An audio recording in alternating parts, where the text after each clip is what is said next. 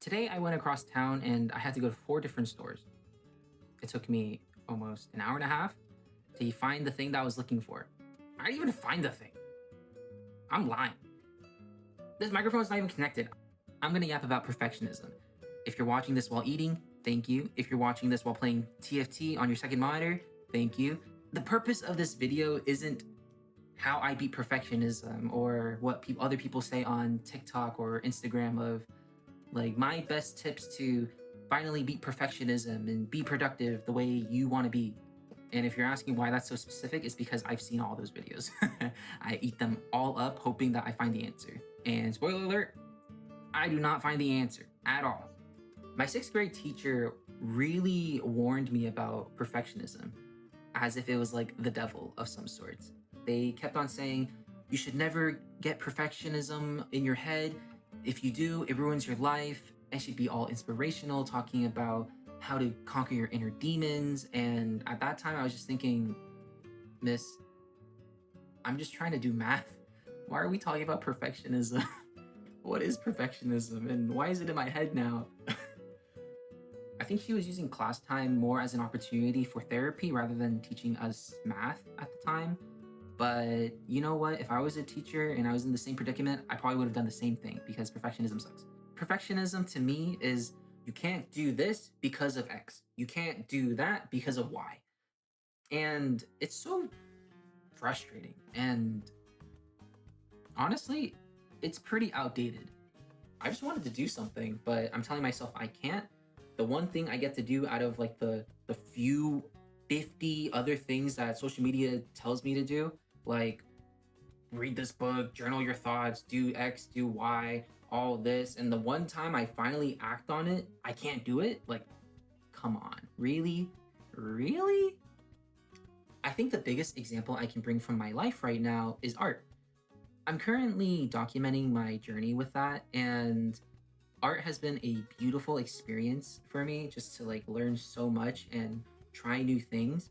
But there's a lot of perfectionism that comes in the way, especially for me and maybe for you. How it looked like for me was, oh, I can't draw until I get this specific program. Oh, it's like, oh, okay. What program do we need? Let me look up on Reddit and see the reviews of which program to get and which one is best, which one is free, or which one costs the most, but I get the most bang for my buck. I told myself I couldn't start until I got the right program, but it'll never be right. Does that make sense?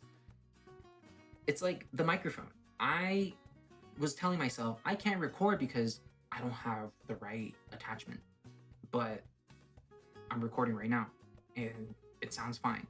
So what was I getting tripped up about? I really struggle drawing faces and just drawing in general. And I kept on telling myself, I can't make an illustration or do colors because I can't draw a face well. I can't make this other illustration that I had a really good idea about because I suck at colors. And if I want to get good at colors, I need to get good at faces. Oh, I also need to get good at anatomy. Oh, I also don't know how to use this software. So I'm just gonna stop. I really should do something with myself. Why don't I draw? And then I get the thought back in my head saying, oh, that's right. I can't draw because I don't have the right software, or I can't do that painting because I'm not good at this.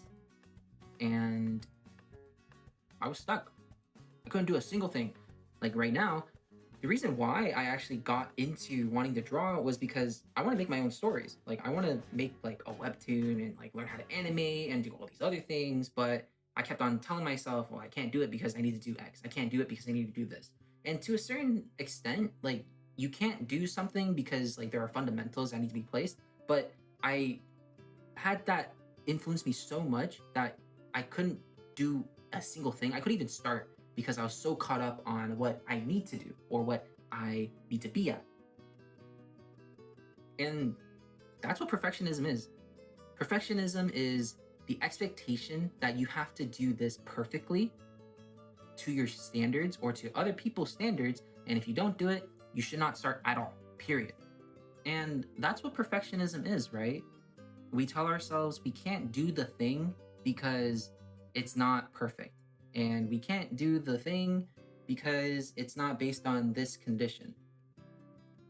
But ultimately, we want to do what we said we want to do and not beat ourselves up over that, right? Do you get what I mean though with perfectionism and how it really impedes our ability to do something?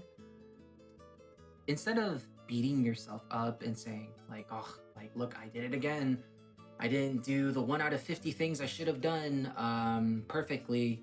And now I have to do that tomorrow and we'll see what happens. Oh, I'm not going to do it either because I have 49 other things I need to do perfectly and I don't want to even try anymore. You know, I'm just going to go on YouTube and just drown my pain away and find another cool YouTube video like this one and find a way to somehow magically get myself out of this rut.